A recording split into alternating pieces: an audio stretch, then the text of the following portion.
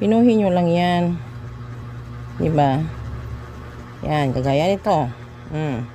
Hatiin ko yan sa gitna, no?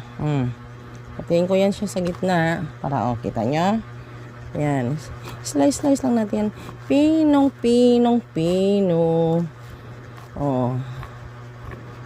Diba? Hindi nyo alam paano mag-slice ng pichay? Ganito lang. Ang ulo, ihatiin sa gitna. Tapos, chop. Kailangan matulis yung kutsilyo para maganda naman yung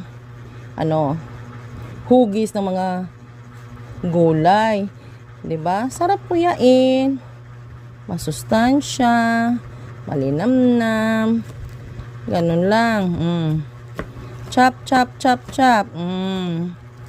Ganon. Chop lang, walang sawang pag-chop. Ito, ulo. 'Di ba? Kita nyo? Ganyanin lang. Tapos pinuhin nyo na lang. Pino. Ang tanong, hinugasan nyo ba? Hindi na. Hindi nyo nahugasan. Ganito lang pag chop ng pichay. Pinong-pino lang. Hindi kayo magsawa sa chop dyan. Diba? At walang nasayang. Sobrang mahal ng bilihin. Kailangan tipirin.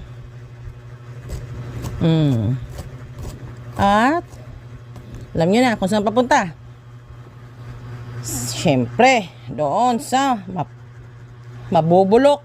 Panghalo to sa mabubulok, guys. Diba? Tignan nyo. Nag-compose kami. Ay, meron ba palang ba? Ito yung totoong panghalo namin sa gulay namin. Yung tsaka-tsaka naman, yung maraming kinagkagat-kagat na mga uod dyan, at saka